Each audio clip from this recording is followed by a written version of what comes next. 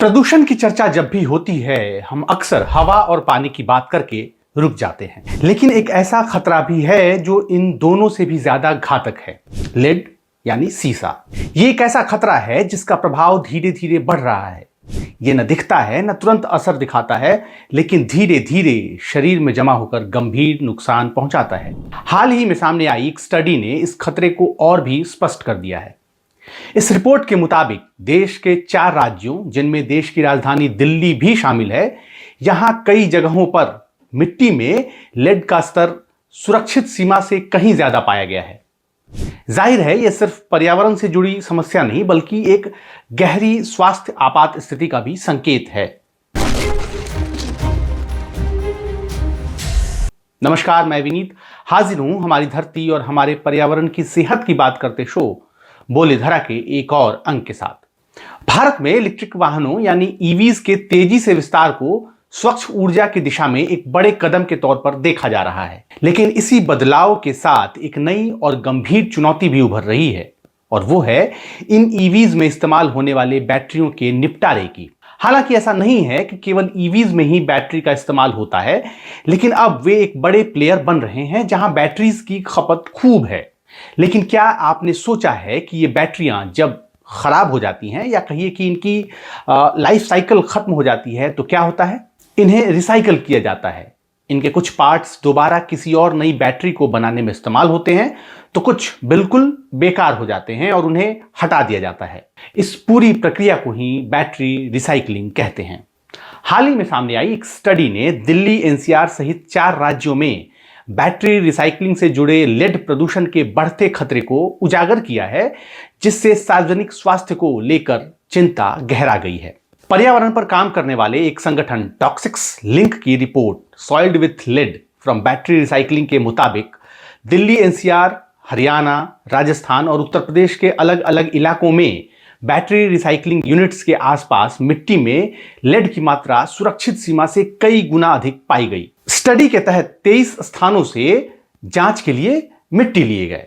सभी मिट्टी के नमूनों में लेड प्रदूषण दर्ज किया गया, जिनमें इसकी मात्रा 100 पार्ट्स पर मिलियन यानी पीपीएम से लेकर 48,000 पार्ट्स पर मिलियन यानी पीपीएम तक पाई गई। रिपोर्ट के अनुसार भारत में किसी साइट को खतरनाक घोषित करने के लिए लेड की सीमा 5000 पीपीएम तय है, लेकिन जांच में शामिल 23 में से 12 नमूने यानी करीब 52% इस सीमा से ऊपर पाए गए। स्टडी में बताया गया है कि ये नमूने सिर्फ औद्योगिक क्षेत्र के नहीं थे, बल्कि रिसाइकलिंग यूनिट्स के पास में मौजूद स्कूलों, रेसिडेंशियल एरियाज के आसपास से भी नमूने एकत्र किए गए थे, ताकि ये आकलन किया जा सके कि मानव बस्तियों के आसपास की मिट्टी सुरक्षित है या नहीं। रिपोर्ट में भारत के बैटरी वेस्ट मैनेजमेंट रूल 2022 का ठीक से पालन नहीं होने की ओर भी इशारा किया गया है। दरअसल भारत में इस्तेमाल हो चुकी बैटरियों की रिसाइकलिंग बड़ी संख्या में अनौपचारिक क्षेत्र में होती है, जहां सुरक्षा मानकों का पालन नहीं किया जाता। इन इकाइयों में बैटरियों को खुले में तोड़ा जाता है, जिससे लेड और एसिड सीधे मिट्टी और वातावरण में फैलते हैं। जो नई स्टडी है वो ऐसा नहीं है कि बिल्कुल नई बात है। इससे पहले नीति आयोग और council of scientific and industrial research की 2022 की एक संयुक्त रिपोर्ट में इसी मुद्दे को विस्तार से उजागर किया गया था। रिपोर्ट में मिट्टी के नमूनों में लेड कंटामिनेशन का जिक्र किया गया था और इसके रिजल्ट भी नई रिपोर्ट से बहुत हद तक मेल खाते हैं। चूंकि वीडियो की शुरुआत में हमने ईवीज का जिक्र किया, तो इससे लेकर भी कुछ बातें जानना जरूरी है। सबसे पहले तो ये कि हाल के सालों में बड़ी कंपनियां लेड एसिड बैटरियों से लिथियम आयन बैटरियों की ओर शिफ्ट हो रही हैं, जो कि अच्छी बात है। लेकिन यहां एक पेच है। भारत में सस्ते वाहनों में अब भी बड़ी मात्रा में लेड वाली बैटरियों का इस्तेमाल हो रहा है। मसलन ई रिक्शा। भारत में चलने वाले ज्यादातर ई रिक्शा पारंपरिक तौर पर लेड एसिड बैटरियों पर चलते हैं। ऐसे ही सस्ते मॉडल और लो स्पीड इलेक्ट्रिक 2 व्हीलर में भी इसका इस्तेमाल होता है।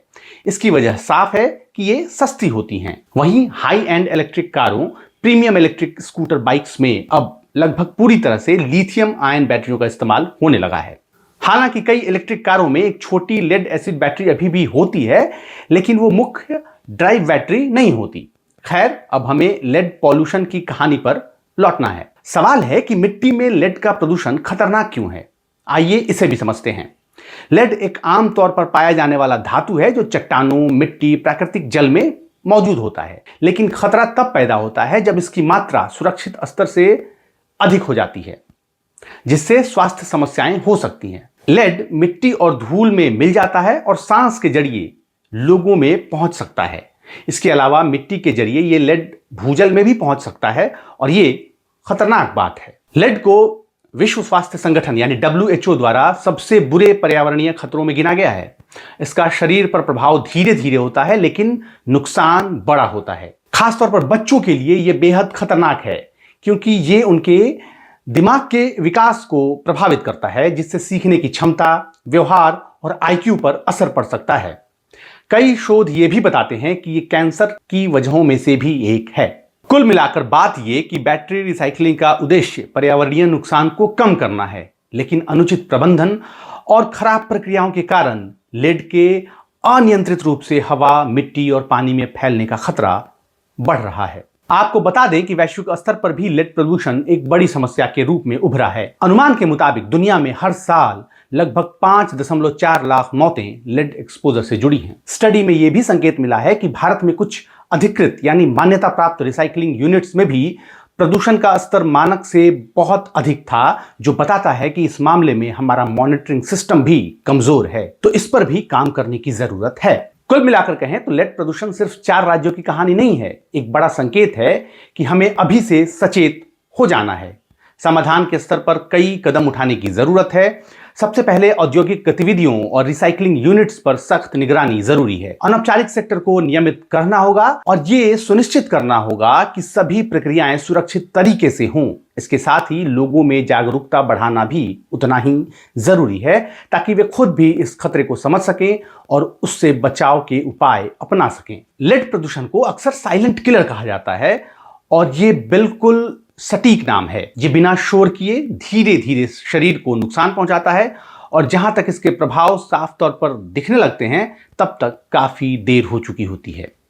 आज जो खतरा हमारे आसपास मौजूद है, वो आने वाले समय में एक बड़ी स्वास्थ्य आपदा का रूप ले सकता है। इसलिए जरूरी है कि इस मुद्दे को गंभीरता से लिया जाए, नीतिगत स्तर पर भी और व्यक्तिगत स्तर पर भी, क्योंकि ये सिर्फ पर्यावरण की बात नहीं है, बल्कि आने वाली पीढ़ियों के भविष्य का सवाल है। आज के वीडियो में इतना ही।